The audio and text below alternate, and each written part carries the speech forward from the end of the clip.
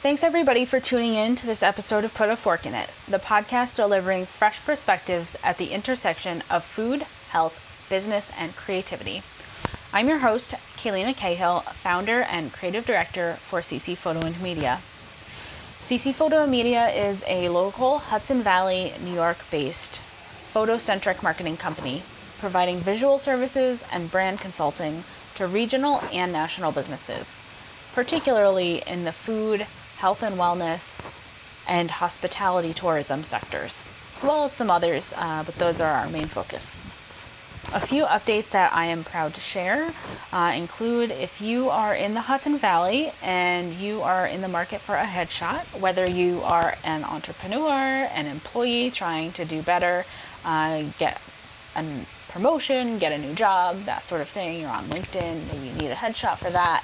Or, you're a professional that does a lot of speaking engagements and you need a headshot that's better than, say, going to Sears or JCPenney and, no offense to them, but, going to them and, doing just a cheap thing. We do have our monthly headshot mini sessions coming up.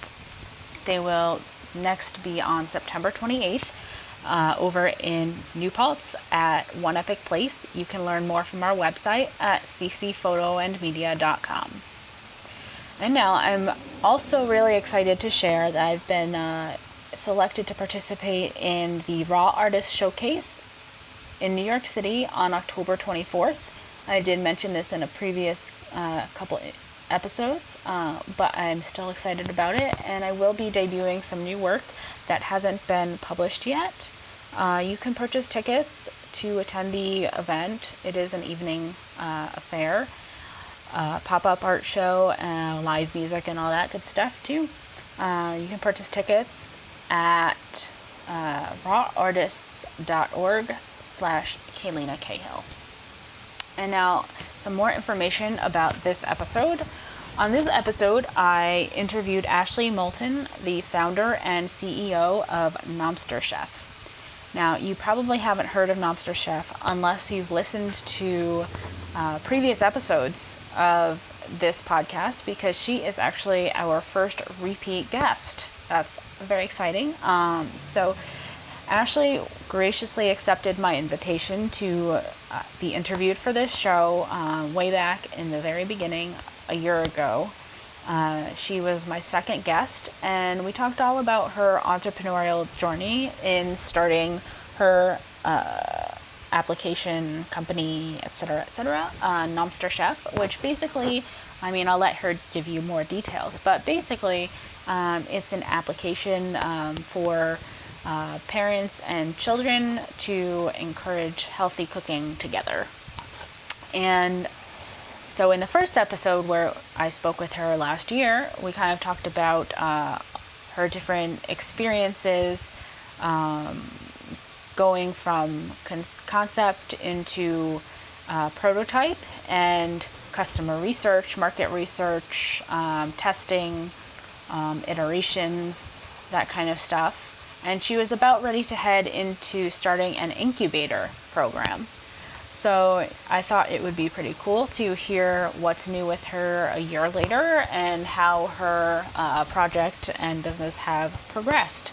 So this episode, we talk about many different things. We discuss, how the incubator went, what she got out of it, her experiences with investing, well, not investing, but investors, an upcoming Kickstarter campaign that she's planning and launching, and her hopes and goals for where this is going for launch, and also her experimentation with Facebook advertising and other social media promotion, and as well as things about having interns. So it's a very interesting conversation, and I hope you stick around to listen to the whole thing. That's it for now, so I hope you enjoy the show. Thanks, Ashley, for coming back on the Put a Fork in It podcast. Oh, I'm so glad to be back. So you're my first repeat guest. Oh. But I thought it would be interesting to have you back since last year you were at the very beginning of your entrepreneurial journey, or slightly the very beginning. And now we're a year into this podcast. So I thought it would be cool to have you back so you can kind of talk about what's developed and all the different things that you're going to be doing with your application and business that have happened over the last year and that you're going to be doing in the future. Yeah, sounds good. Okay, so just for those people that have not yet listened to the original episode, can you just give a little bit of an intro on, what it is that you're up to? Sure. So I am the founder of a company called Nomster Chef, and Nomster Chef is a digital library of step-by-step illustrated recipes for kids aged 2 to 12, and it helps kids learn how to cook with their parents so that they can hopefully learn healthy eating skills as well as just have fun family bonding time with their parents. Cool. And so for the people that haven't listened yet, where were you at last year? Give me like a little bit of a picture of where things were at when we spoke last year. Yeah, so Nomster Chef started off as my grad student project. I was a master's student at Stanford's Graduate School of Education in the Learning, Design, and Technology program. And it started off as my master's thesis. But I graduated, and then I wasn't sure if I wanted to pursue entrepreneurship full time. So I took a, quote unquote, real job for a year after school. And when we spoke last, I was just about to start. I applied to this EdTech incubator. EdTech is short for Education Technology, called Education Design Studio. And that's through the University of Pennsylvania in Philly. And I applied to that on a whim, and I got into it. And when we spoke about a year ago, I was just about to start that program. And also with starting the incubator program, I was just beginning being a full-time entrepreneur and trying to turn Nomster Chef from the student project and actually working on it full-time as a job. Cool. So why don't you tell me about how that program went? What was involved and what did you get out of it? Yeah, so it was a mostly remote incubator, and just for people that aren't totally sure what an incubator means, it can mean a lot of different things, but it's generally for startup businesses, and they're trying to help the businesses grow as quickly as possible. The one that I was in was all education-based companies, and so once a month we would go to Philadelphia and have an in-person session where we'd hear from mentors across various different disciplines, from marketing to sales to venture capital investors to education experts, all sorts of different mentors. And then, in between time, we would do work on our own. And then that culminated in a demo day in January where we presented our companies in front of investors. Wow. So what did you do to prepare for presenting in front of investors? A lot. So I learned the kind of basic format for a pitch deck. So it turns out that there's, sort of a template that you need to follow for an investor pitch deck. And so part of it was preparing those materials, but a lot of it was just kind of honing the way that I talked about the company. So figuring out, for me, since I was so early on, figuring out what is the actual product. How do I describe it in the most success way? Yeah, and that is something that we were talking about last time, like what the product actually was, because we were talking about your iterative product process and like your market research and all that kind of stuff in your product development phase. Right, totally. And so another thing that I had to do to prepare for demo day, really just to keep the company going, was to do some more user research. So user research was definitely a part of my project when it was a student project, but I needed to do more extensive research to get more insights into things like, would people actually use my product in the real world when I wasn't a student that showed up to their house and forced them to do it when I showed up? So things like that. Also doing things about like potential pricing that people would be receptive to. Also, like I said, figuring out what is the actual product offering that will be my very first product, because I still didn't really know that when I started. So yeah. I did. And did you have an actual app version, or did you just have like a, I forget the word, but prototype? Yeah, prototype. Yes. So I had a prototype, and actually, again, that was one of the things that I needed to figure out was it important to people to have this super duper bells and whistles version of the recipes, which would involve animation, sound, interactivity, because that would require an actual app to be built? Or were they okay with just using my first version of the prototype, which is a web-based recipe library where each recipe is basically a slideshow that you can flip through as you're cooking? And that was one of the things, again, I had to find out in my research. And so they used my more basic version that is just web-based. And one of my research findings was that actually worked really well for families, and that one day it would be awesome to have the super tricked out version. But for now, I can launch with sort of the more basic version, and people will still be excited about it. Mm-hmm. So what happened when you went in to pitch? Well, so it was fun, but a little stressful. A little stressful? It's not an understatement? Yeah. And it was a great experience, though. So basically, what I knew going into demo day was that my company was much earlier stage than a lot of the other companies that were in the incubator. And what that means is the other companies, for the most part, had customers, for example, which I was still doing testing. I didn't have any paying customers. I didn't have any revenue.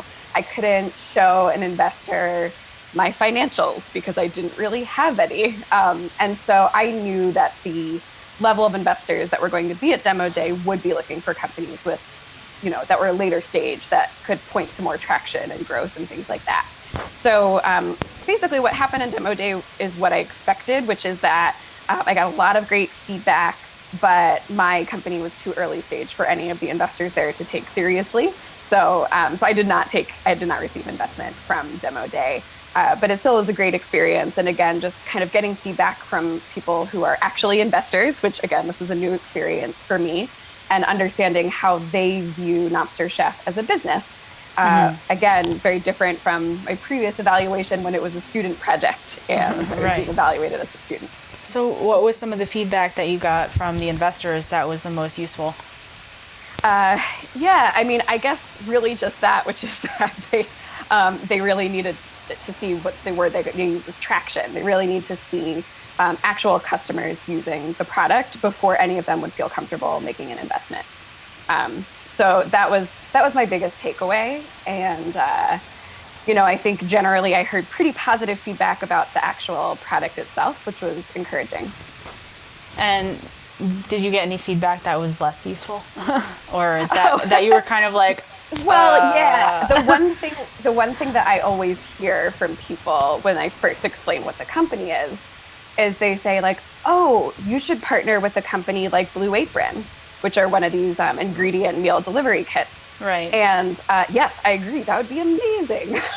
But it's definitely already something I've thought about and am working towards. And so sometimes the more off the cuff advice that you get, it ends up being stuff you've already thought about, because of course I'm living and breathing this every single day, whereas they're just interacting with me for the first time. So sometimes the comments can be a little bit more surface level, and it's yeah, I agree, that's a great idea, but I definitely already thought of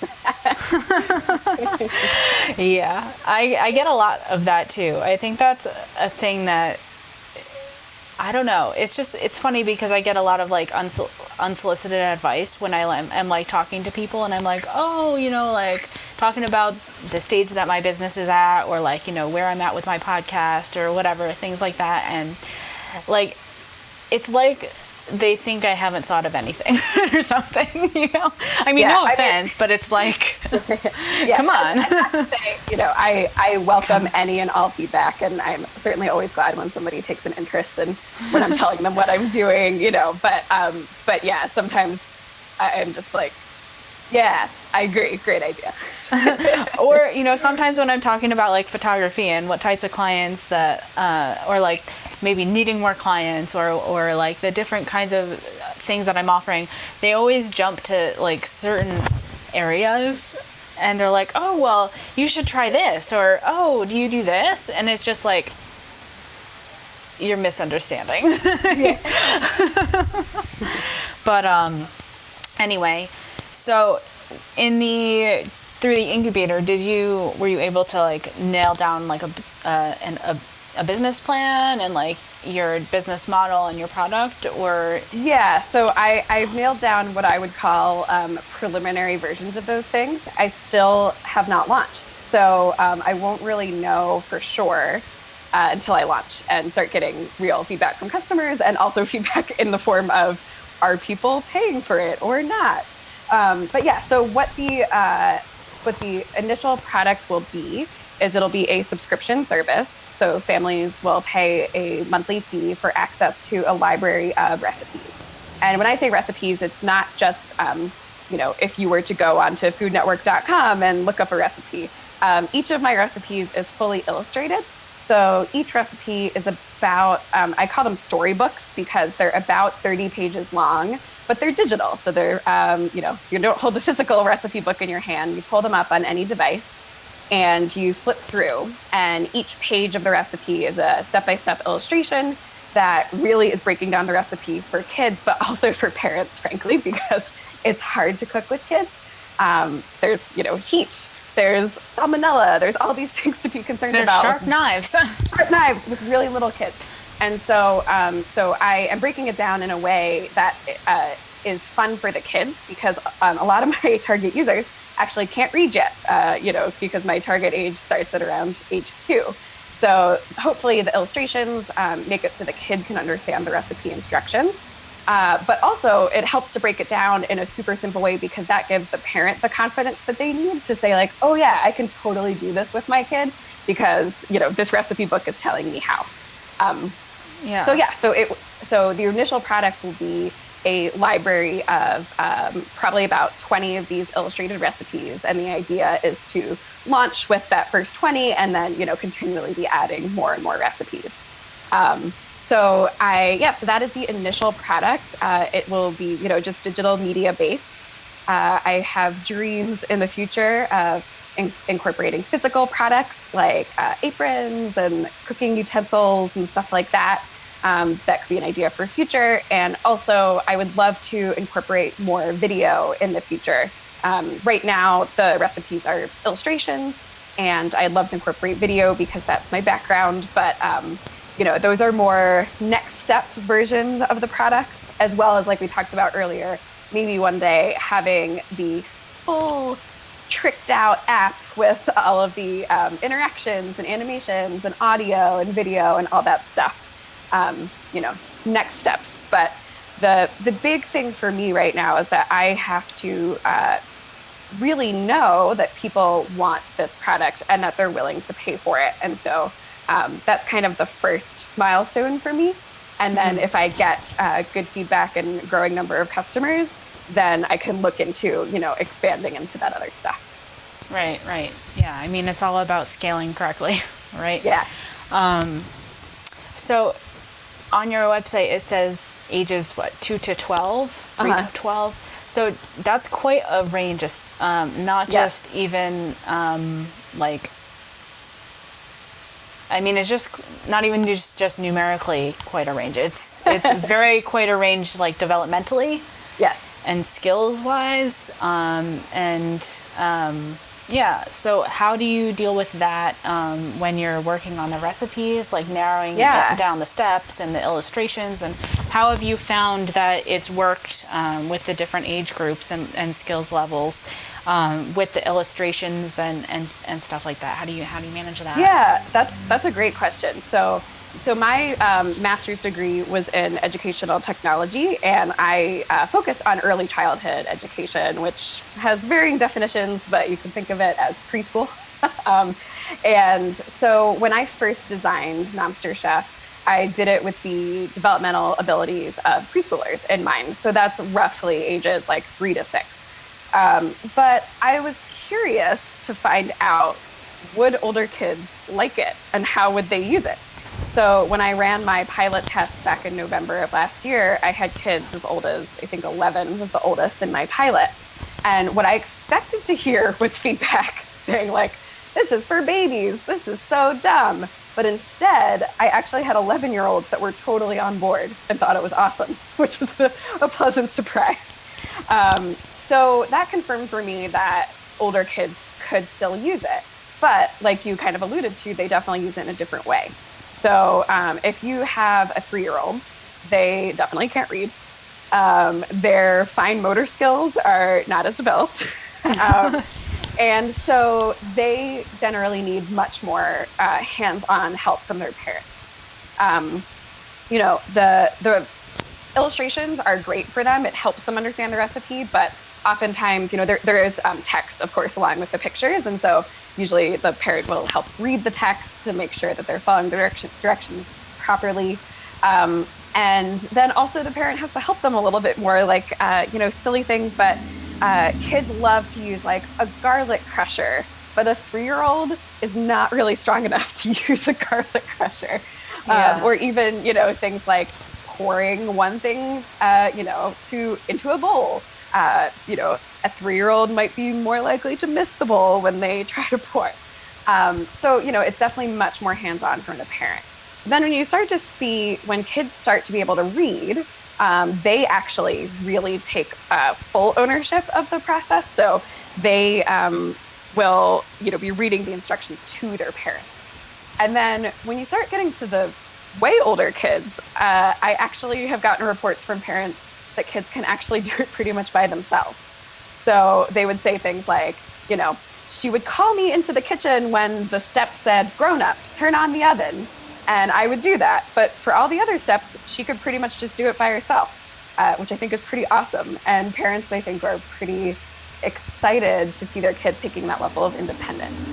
So what I would say is, you're totally right. Like, obviously, developmentally, motor skills wise, cognitively, even just like emotional maturity, there's such a range across that age group. But for me, the way I think it plays out is that kids just really use the product in a different way. And they don't find that, when they're like older range, like 10 to 12, they don't find that it's like too childish or like, like even things that are like, grown up, turn on the oven. If you're 10, you could probably turn the oven on. Like, it's not a big deal. Yeah, I all the older kids that I've tested it with, I've asked them point blank, like, do you think that this seems like something that's good for kids your age? And so far, maybe I've just gotten very nerdy kids, I don't know, but so far they've all said that yes. And I think also part of it is because for many of these kids, they're actually starting to learn to cook for the first time. So even though they're older, they're still beginners when it comes to the domain of cooking. So I think that's part of it. And even though I have all of the recipes, I don't think I mentioned this, they're all led by a friendly Nomster monster character. You didn't, but I knew that. Yeah. Personally. Yeah. So they, he was designed to be friendly to preschool age, but even the older kids seem to still think he's cute. So I'm just going to keep riding that train until, they start saying, oh, this is dumb. Yeah. Well, I mean, that kind of leads into another side of this, which is the marketing side. So I love that you designed this Nomster monster character. I think it's like such a great thing for both like the narrative within a recipe, but also for marketing and branding is just like awesome. And so I follow you on Instagram, and I love what you've been doing with the little, like, you have like him like laminated or something, and like you've been taking pictures of him in different places, like with different backdrops or with different food, and I think that's so cool. Oh, thanks. Well, yeah. Well, first also, let me give credit where credit is due. So I do all of the food illustration, but the monster character is actually designed by my friend Kelly Jones, who is a super talented artist. She is one of my buddies back from when I used to work at Nickelodeon, and she is a professional artist and just awesome. So let me give full credit to Kelly for my adorable Nomster monster. But yeah, that's been part of what I've been working on post incubator actually is really trying to work on all of the social media and the website and all of that sort of stuff. And so it's been a fun experimentation process. Yeah. And I've had some great interns that have really helped me with all of the social content and blog content and stuff like that. And so it's definitely been a collaborative effort, but that's been one of the fun things of the last year is figuring out all that stuff. So interns, huh? Yes. How did you go about finding interns and working with interns? Yeah, so it was becoming clear to me that I needed more help. I do have several people that work with me on different aspects of Nomster Chef, but I'm still the only full-time person. So I knew I needed some help. And I turned to our alma mater. So I don't know, listeners may not know, but both Caylena and I went to Ithaca College. And, I had such a wonderful experience in the communications school there as a student so many years ago. I know the quality of students that Ithaca produces from the Park School of Communications. So I felt confident, doing my intern search there. So I actually was on campus for another reason in the spring semester. And so I also used that as like intern recruiting time. So I had a little information session, and I also spoke in a couple of classes and mentioned that I was looking for interns. And so that's how I got all the applicants, and ended up having 2 students work with me over the summer who were both great. And I'm trying an experiment in the fall semester with remote interns. I did actually advertise for as many of the New York City schools that I could think of, but no local New York City student has taken me up on it yet. If you're out there, New York City student, email me.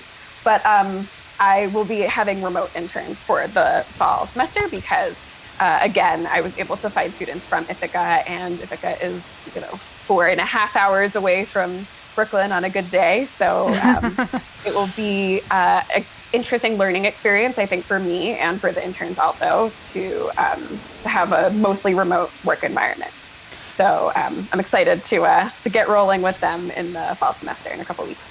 So I'd like to dig in a little more about the interns and the experience that you had and everything. Because right now we're speaking on Skype, well, not Skype, on Google Hangouts, and your background looks like you might be in your living room.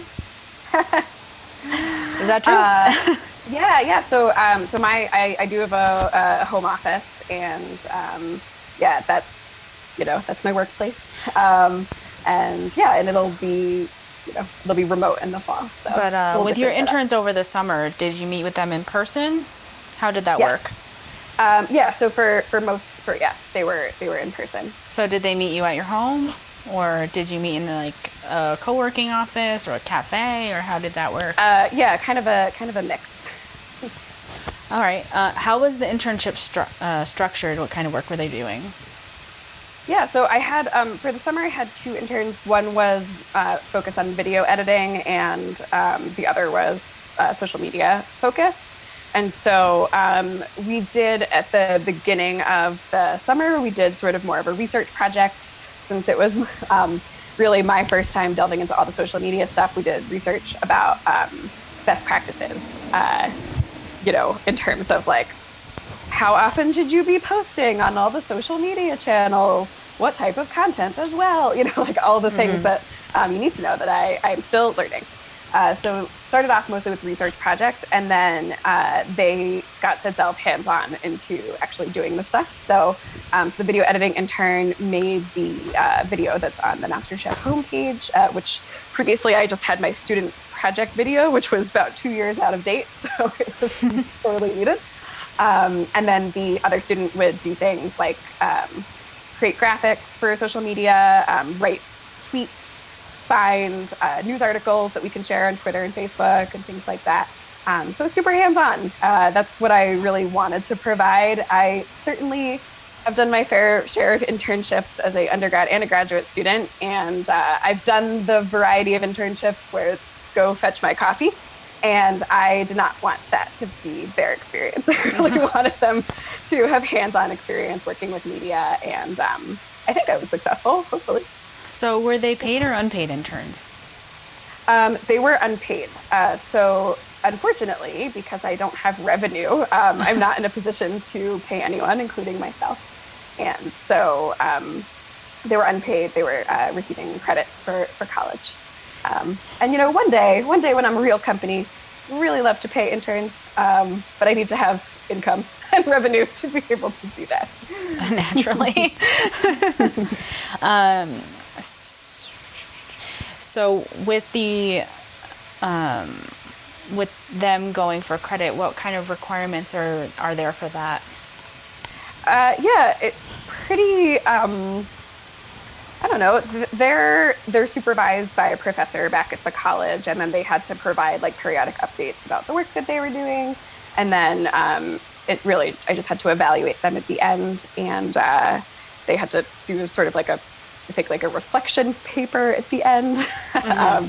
And then we also, at the beginning of the internship, set out what their learning goals were. So what did they want to accomplish? What would be their responsibilities? Things like that. So, just trying to make sure, again, that it's a learning experience and really for all involved, because it's, for me being a new boss lady, trying to know how to supervise interns as well. So it was hopefully learning all around. So what were the key things that you learned about managing interns? I don't know. I have managed other folks in some of my previous roles at other companies, so that wasn't totally brand new to me. But I guess just making sure to constantly communicate with them and find out how they're progressing in their different projects. And, I think that when you're an intern, most of the time, this is true, you haven't really worked in an office environment before. And so part of what you're learning is how to manage your own time and how to keep on top of your own tasks. And I think one thing I'll try to take with me going forward is to just make sure that I am doing a super good job with helping to scaffold that experience for them, because even though it sounds silly, but making a list of things to do, or the little mini tasks that you have to do to complete a project, that's something that you have to learn. So just really helping them with that aspect of working. Mm-hmm. Yeah, because projects are structured differently when you're in school than in the workplace. Yeah, totally. Right. Yeah, school projects are not at all like the real world, basically. But yeah, so how many hours a week were they working for you? They were with me about, depending on the week, they were with me 2 to 3 days a week. Yeah, depending on the week. For full 8-hour shifts? Sorry? For full 8-hour shifts, or? Yeah. Mm-hmm. Okay. Yeah. And what do you anticipate for the structure of the remote internships? Yeah, it's going to be very different because, first of all, they're doing their student thing during the fall semester. Mm-hmm. In the summer, they're not taking classes, so it's a little bit different. So for the fall interns, their work schedules will be kind of scheduled around their classes. So it won't be full 8-hour days, I don't think, for anyone. And also, it'll just be much fewer hours. So it's looking like I think they'll be with me 8 to 10 hours a week, which is a little bit less, but understandable with class schedule and, work and extracurriculars and, all the other stuff that they're balancing. So it'll be a little bit less time. Mm-hmm. So bouncing back a little bit, you mentioned, that you don't have any revenue yet because your product's not actually launched. So how are you funding this? Yeah, good question. So one of the great perks of the startup incubator that I was in last year was that I got $10,000 in seed money from the incubator.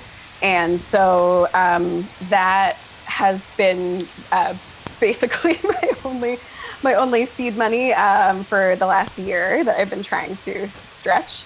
And I am about to embark on a crowdfunding campaign. I'm going to be running a Kickstarter, and that will hopefully get me the next chunk of money that will actually get me towards launch. And then I am hopeful, fingers crossed, that when I launch, that I will be able to relatively quickly, start to make up my expenses.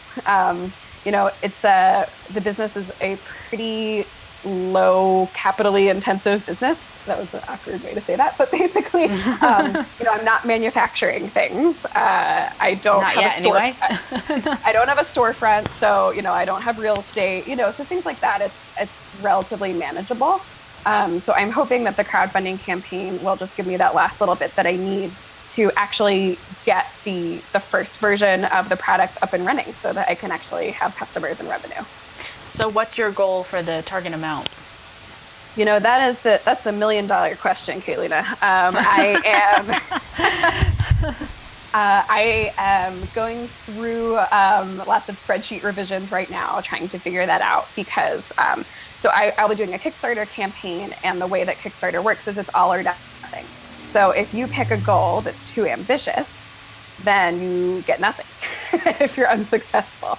Right. So I was given the advice from people that I'm a first-time Kickstarter creator, that I should try to pick the smallest amount of money that will, cover expenses, help me towards my goal, and also be worth, all of the time that it takes to run a Kickstarter campaign. So I'm still coming up with the final number.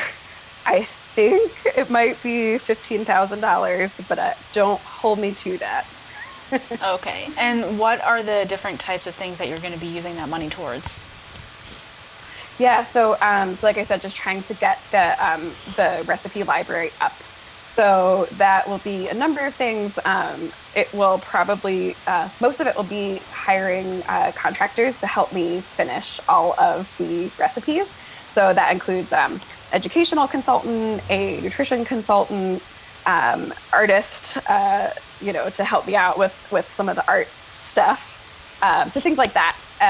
That will be the bulk of what it will go towards. And if there's anything left over, I would hope to use it towards advertising, because that, in all of my research, that's been the thing that really seems to drive, well, this sounds so obvious, but the thing that you really have to focus on if you're an e-commerce company, which is what I am, is getting the advertising. So I've been doing some experiments with Facebook ads right now.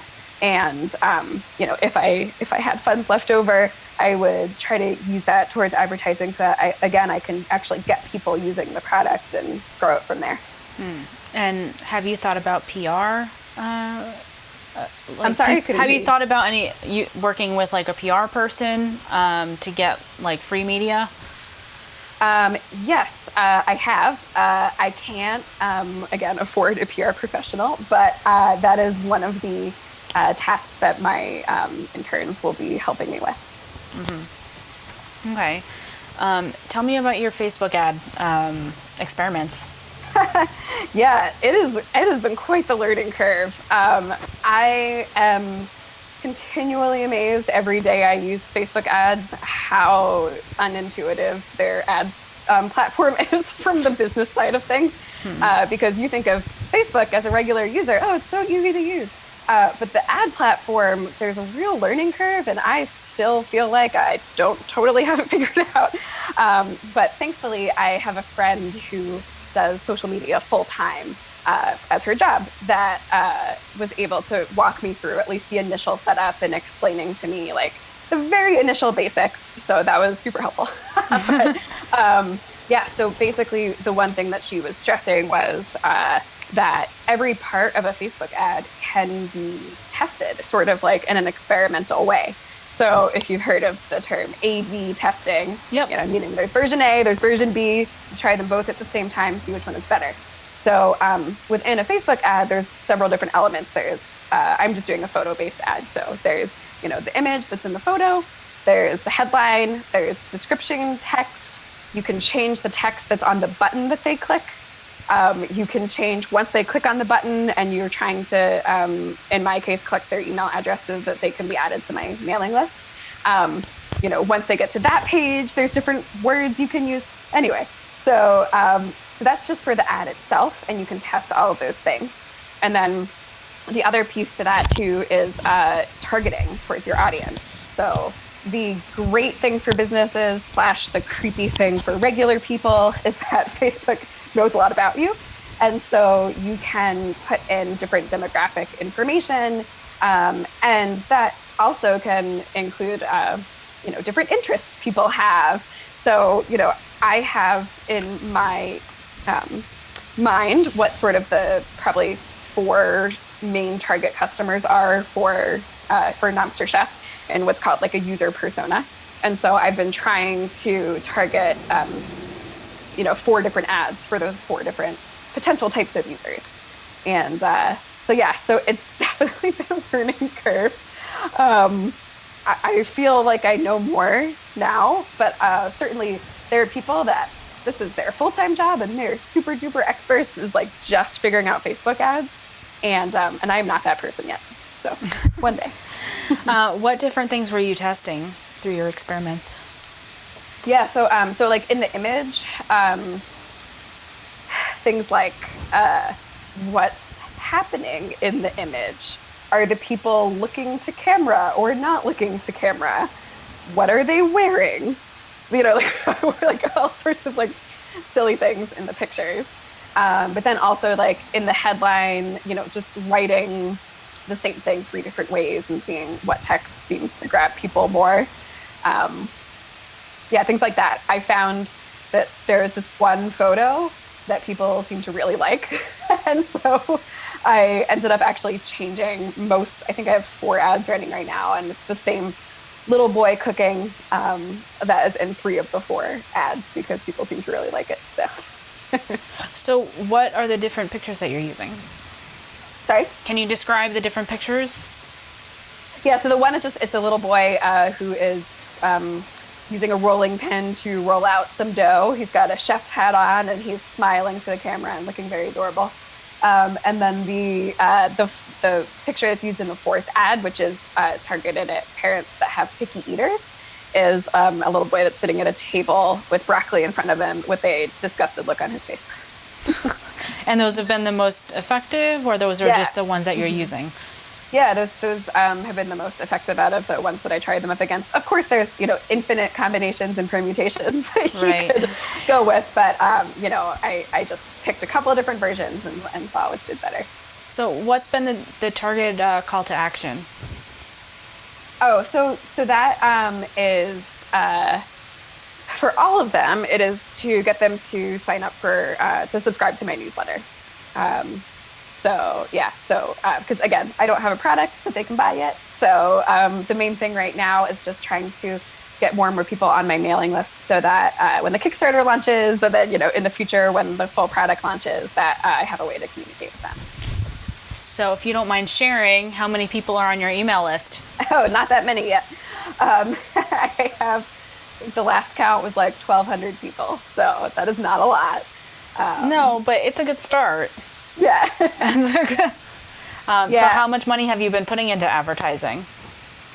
So I've been doing pretty small scale. I mean, I think I'm probably spending about $10 a day. So, nothing crazy. But yeah, but that's still like $300 a month. So yeah, totally. But compared to, when I was doing research about Facebook ads and looking at companies that are targeted for kids that use Facebook ads, there's a company that's a subscription service for kids called Little Passports that, they're spending like $100,000 a month in Facebook ads. So compared to like the real big players, it's pocket change, but it is enough that I am seeing some results, which is pretty cool. Yeah, considering that you don't have any revenue, I think $300 a month is pretty sizable. Yes. So what have been the results with that? I've definitely been adding people steadily to the mailing list. And again, it's not like clearly a huge runaway success, but it's small increments, day by day, adding handfuls of people, and that's starting to add up to a much bigger list. So how long have you been running these tests? Probably, I don't know. Probably started doing it in maybe June-ish, July-ish. Not that long. Yeah. Okay. And between then and now, how many people have you seen increase on your list? I should probably really know the answer to that question. I think it's something like 300, I want to say. And then the other unintended side effect, which has been good, is that people have also been liking the Facebook page. So my Facebook page numbers have grown as well, even though the ads weren't specifically targeted to get page likes. But that's just been happening. And again, it's all really small scale because I'm just starting out. So, nothing huge. Well, no, but it's good to hear for people that are also just starting out, or even maybe they've been in business more, but they're kind of like, what is this Facebook ads thing? Yeah. And that's been the most successful thing for me. I have read a lot about internet gurus that say what you really should be doing is driving traffic to your website. And then you have what's called a lead capture, which is, a little box where people can put in their emails. And then you want to have what they call a lead magnet, which is a free item that you give away so that they will feel obligated to enter their email address. And so I have that it exists on my website. But for me, I am still struggling to really get website traffic because any of the possible keywords that you could think of related to Nomster Chef, such as cooking, recipes, picky eating. I mean, there's 11 bajillion websites about all of those things. So I found that actually getting traffic to my website has not been super easy, but doing it this way, which is targeted Facebook ads where I am collecting their email addresses through Facebook, that has been much more successful for me. And that's all thanks to my social media guru friend who told me to do that. It was good advice. That definitely makes a lot of sense. And I mean, I totally agree with those gurus that are like, drive the traffic to your website and then lead magnet for email and whatever. But of course, then you have to have the right lead magnet. So have you seen a disparity between the website traffic and the email conversions, or has it been pretty on par? I would actually have to look at what those percentages are. I don't know that off the top of my head. Okay. I would say that before I had a lead magnet and I just had the little box on my website that says enter your email for our newsletter. That was what I had before. And then once I switched over to having a lead magnet, which in my case is a free email course, the conversion rate is much, much higher. So definitely the people that make it to my website, I think the conversion rate is pretty good. But getting people to my actual URL is still a challenge for me. And with your Facebook ads, have you been doing pay-per-click or pay-per-view or impression? It is. Because you're driving them to the website with the ad, right? No, I'm not. Oh, you're not. It is all within Facebook. So there's a little box that pops up on people's Facebooks if they click on subscribe. And it actually autofills their email address that they registered for Facebook with. And then they just have to say confirm. And then I get their email addresses in the back end, and then I load it into my mail service provider. So yeah, it's actually happening all within Facebook. So how does that work? Is that a plugin with Facebook, or is that natural within Facebook? It's just one of their things. Yeah, it's one of the things that they have in their ad product. When you are setting up Facebook ads, you can pick from a list of maybe 12 different goals that you have when you're running ads. And so it could be, I want to get people to go to my website, or I want people to click on my Facebook page, to follow my page. There's probably, I think there's a dozen different choices, but one of them is that you're optimizing for lead capture. And then so you select that, and then Facebook has kind of a built-in form template that auto-populates people's email addresses. So yeah, it's all totally just built right into Facebook. So then your ad is targeted for that, not for going to the website. Right. So then you're getting those leads directly from Facebook, not from your website. Yes. Yep, and I download them as a spreadsheet, and then I, upload them into my mailing list. So then, are you doing the email course thing as part of your ad on Facebook? Nope, that's just like a separate thing. That's just for people that end up on my website to entice them to sign up for the newsletter. And I also have that the landing page for the email course is being directed to by I think all of my social accounts. I think Facebook, Twitter, Pinterest. They are all directing to the email course as well. And on your Facebook ad, since it's optimizing for lead capture within Facebook, how are you? What's the shtick? What's gonna convince them to give you their email on Facebook? Just the awesomeness of the ad. Well, but I mean, like, what's in the ad? It just says it depends on the specific ad, but it kind of gives a little short description of what Nomster Chef is, and then when it gets to the sign up, you click subscribe, and then there's a short little description of what is in our newsletter. And so it says, if you subscribe to our newsletter, you'll get recipes that kids can cook and pro tips from educational experts and some of our favorite articles from around the internet. So that's the only incentive. Is just, hey, we have a newsletter. We think it's pretty great. You should sign up. Cool. How often do you send out the newsletter? I aim for once a week. I probably don't hit that with 100% accuracy, but I do try to send it out once a week.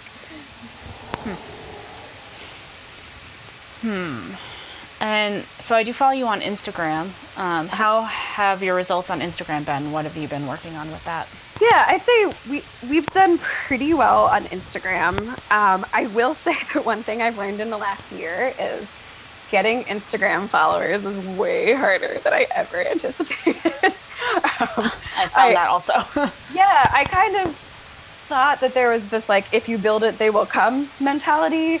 And, you listen to, I've listened to a couple of webinars from Instagram experts, and they say things like, you just have to use the right hashtags and people will just find you. And I would say that has not been my experience. And that the best results that we've seen with actually growing our follower base is really engaging with people. So finding somebody's Instagram profile, liking several of their pictures, commenting on a couple of their pictures, and following them. And then they will hopefully follow you back. And that has been the biggest success for us on Instagram. We are running right now, we're doing a month of giveaways with 4 different partnerships with 4 different companies, which has been very fun. And we have seen an increase in followers, but I would say less than I thought, to be honest. That sounds like there's a pretty high cost to getting more followers on there. Yes, it's totally labor intensive and time intensive. And the other thing that I think has been interesting too is not just on Instagram, but even on things like Twitter. We've had a couple of accounts with a lot of followers share our content, and I would have thought that we would have gained followers from that, because people would say, like, oh, what's this interesting content? Let me go check it out, and then I'll follow them. And yeah, you might see, a handful, and by handful I mean like 5 people, 10 people that will follow you, but it's not like, oh, somebody shared my post, now I have 10,000 followers. So that has definitely been a challenge for us, and something that I'm still really working on cracking the code. Have you done any advertising on Instagram or Twitter? I have not. So that probably is the next logical step. I keep hearing how all of the big companies, they don't want to make it easy for you to be able to share your business content for free. And I guess that makes sense. I guess. Yeah, totally. And I would say that has definitely borne itself out in my short experience of doing this.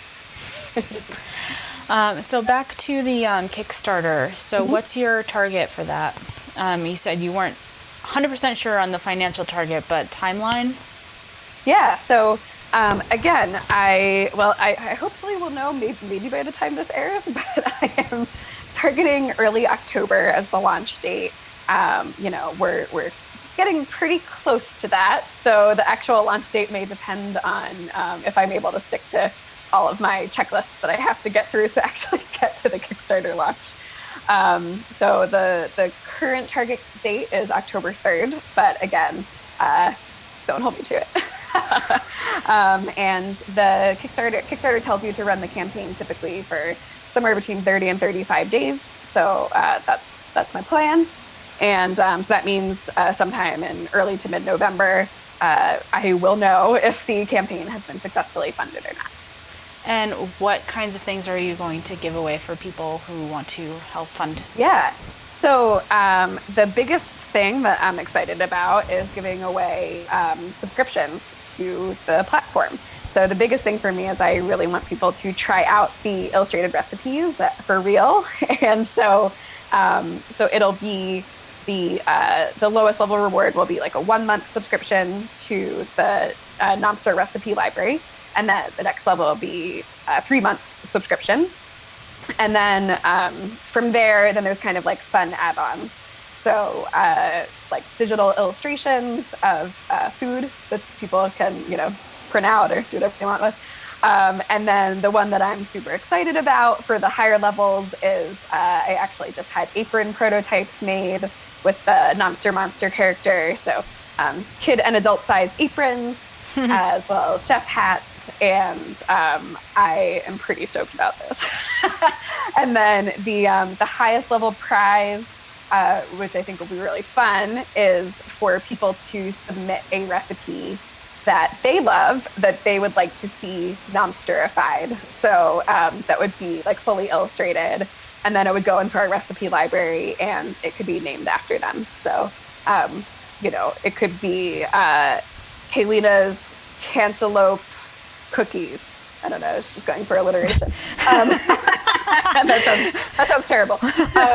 Cantaloupe cookies. But yeah, so that they could work with me to have one of their recipes fully illustrated. That's pretty cool.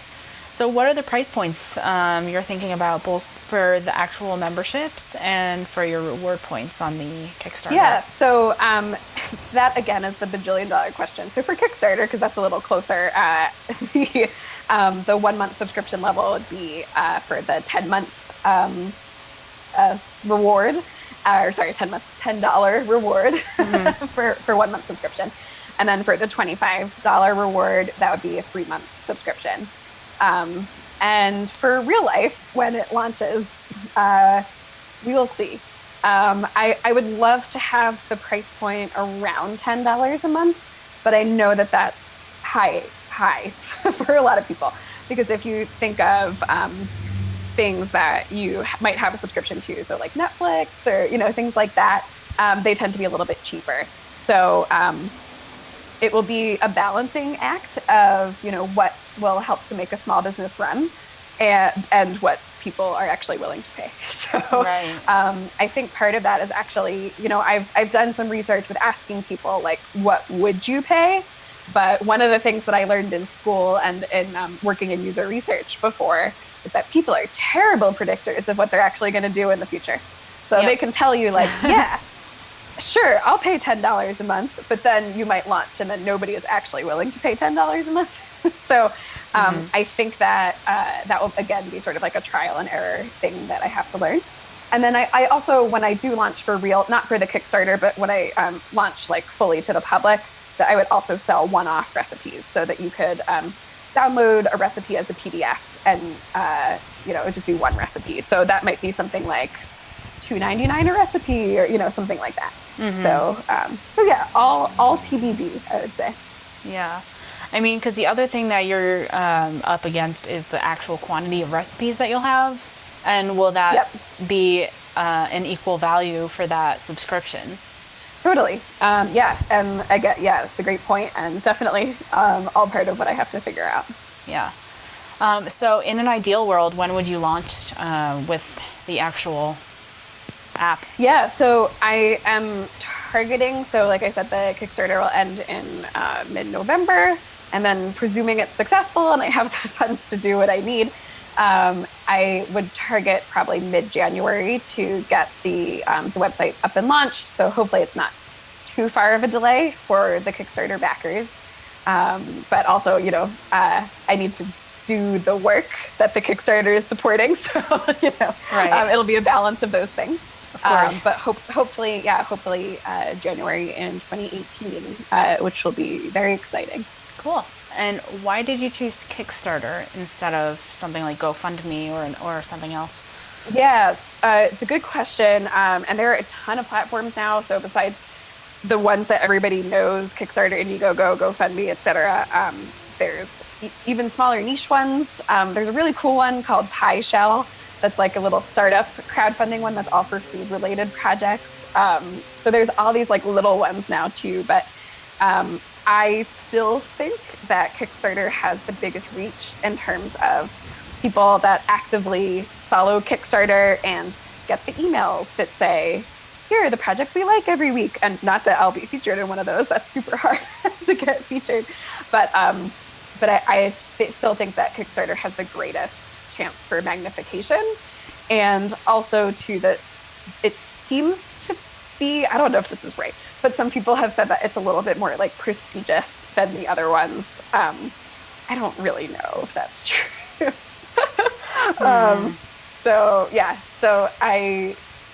Those are the main reasons. Okay. Interesting, all right. So since the last time I talked, I started asking a series of questions at the end to every single person. And so don't feel like you have to be an expert. It's really just to continue the conversation with everyday people about health and wellness. So there's just 3 questions that I use to wrap up. So I'm going to go ahead and read you the first question. It is, how do you define health and healthy, and why is that important? Yeah, and you actually asked me a very similar question when we chatted a year ago, and I remember totally stumbling over the answer because I think that it is a very individual thing. Right, that's the point of asking everyone, Right, and so the best, I've done some thinking about this over the last year, and I'd say that my philosophy is that being healthy means that you feel good in your body, that you are, able to live your life the way that you want to because your body is there to support you. And so I say in the, Nomster Chef newsletter, to me, especially when thinking about food, healthy is not necessarily being a raw vegan. If you are a raw vegan, that's cool. If you do paleo, that's cool. But I don't think that you need to do those things to be healthy. And so, especially when it comes to kids, I think that it's having a balance of foods. So trying to get foods from different food groups. But also for kids, it's really important to develop healthy attitudes towards food. And so it's not just like, will they eat a carrot? It's, are they open to trying new healthy foods? Or do they demand that they get chicken nuggets for dinner every night? And it's not that they have to like kale the first time they try it. Research says I don't even really like kale. Exactly. And research says that it takes kids up to 20 exposures or more before they'll start to like a new food. And so for me, it's, do they have the attitude of being open to healthy foods? Mm-hmm. Do they try to eat a variety of different foods? And, less about, are they, only eating celery and carrots, which, by the way, that's not healthy either, right? Mm-hmm. I think that being healthy is all about balance. Part of that includes having treats sometimes. I have some recipes in Nomster Chef that are desserts, and I feel good about that because, again, research has shown, especially with kids, that when you put something off limits, people want it more. This is true for adults too. Yeah, it's psychological compulsion or something. Exactly. So part of being healthy is having treats, and I really do believe in moderation and balance and not being too strict about any of that stuff. Cool. And so the next question is, what do you see as being the biggest issue facing our society as it relates to food and health? Oh gosh.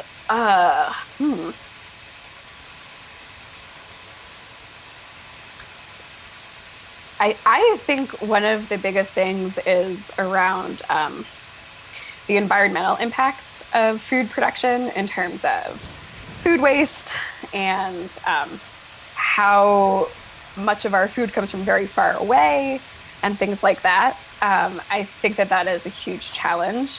Of course, the challenge that Nomster Chef is founded around is healthy kids and healthy eating for kids. And so if I had to, pick another one, that would also be super important. Childhood obesity, thankfully, for years and years, the obesity rate of kids in America was on the upswing.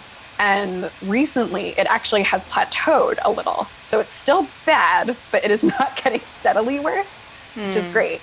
But even still, a third of our kids in America are obese. And so that is a lot. It's a lot. Yeah. And so I obviously that's still a big challenge that hopefully, Nomster Chef can have a very small part in helping with. And what's the most exciting thing going on in food and health? I actually think that what is most exciting to me is just the level of awareness that people have around health when it comes to food today. So if you think back to like our childhood, and things like snack wells, where people said like they're healthy because they're low sugar, but turns out there's a lot of other bad stuff in them. Or any of the low fat stuff. Yeah, like I just what I'm excited about is that there are so many more people that are interested in learning about healthy food. And also, too, I think on a somewhat related topic, that people are just more open to different types of food nowadays. Again, thinking back to like my childhood in my suburban Philadelphia hometown, where the most diverse food you could find would be like the Mexican restaurant. When you go back to my hometown now, there's a sushi place on Main Street, and I just think seeing that change over the last decade or so, people really exploring different cultural cuisines. I think that's really awesome. Cool. Is there anything else you'd like to add? Oh gosh, I think I've said too much. No. I would just say thank you guys so much for listening. If you're actually still listening at this point, oh my goodness. And I would encourage everybody to check out my website and sign up for the newsletter, which you can do on every page on the website, because that's the best way to find out about when the Kickstarter will launch. And again, that's it's Nomster Chef, so it's nom like nom nom nom nom nom. So nomsterchef.com, any page you can sign up for the newsletter, or of course follow me on Instagram. The handle is also Nomster Chef. Cool. And I loved having you on a second time to hear what's going on a year later. So I think it could be an interesting experience, having you on again after launch to kind of talk about that whole process and how everything went. I think it's pretty cool to see the progression. So if you'd be interested, we can have you on again after launch. Yeah, I'd love to. Cool. Thanks.